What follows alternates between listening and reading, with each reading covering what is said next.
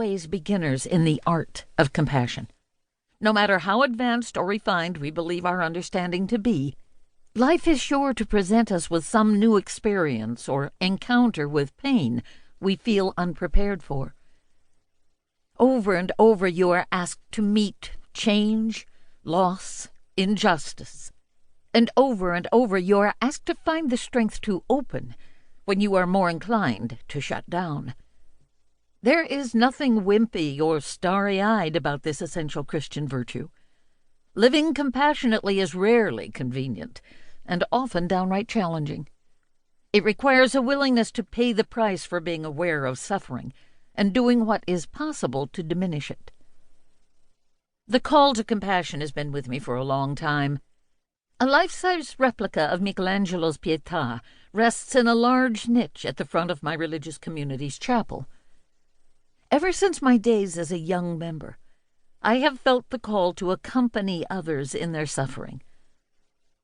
When I gaze at the depiction of Mary sitting with the body of her executed son across her lap, I see a mother whose grief weighed like a boulder on her maternal heart. I long to receive those who suffer with the depth of Mary's loving presence.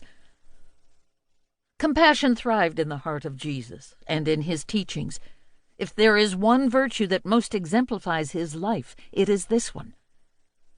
While I esteem the wisdom of various religious traditions that emphasize compassion in their principles, I most of all resonate with those of my beloved teacher, Jesus, a person of immense love. When Jesus urged his followers to be compassionate, he knew what he was asking. Everywhere he went, his awareness of people's suffering became evident. He poured out his love and gave generously of his time, energy, and concern to relieve their pain of body, mind, and spirit. Jesus also challenged those whose policies, regulations, and personal behavior caused or contributed to suffering. As his voice for justice gained strength, so did the voices of those who wanted him destroyed. Jesus knew both the risk and the price to be paid for being committed to compassion. In A Spirituality of Caregiving, Henry Nouwen recognizes this challenge. The gospel call to be compassionate is one that goes right against the grain, that turns us completely around and requires a total conversion of heart and mind. It is indeed a radical call, a call that goes to the roots of our lives. While many Christians have yet to grasp the full significance of a total dedication to compassion, we have an exemplary leader and witness of this commitment in the spirituality of Pope Francis. His courageous teachings and humble actions reveal compassion as a way of life, an inner posture of mind and heart, one meant to infuse our whole being. The following words of Pope Francis demonstrate how his compassionate approach establishes itself in a strong rootedness in following Jesus. This love of God has now been made visible and tangible in Jesus' entire life. His person is nothing but love, a love given gratuitously. The relationships he forms with the people who approach him manifest something entirely unique and unrepeatable.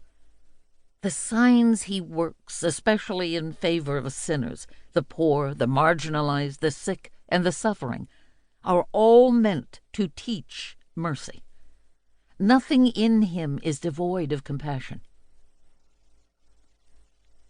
This book is not about easy answers, nor does it suggest that we can fix the world's suffering or eliminate it entirely from those closest to us.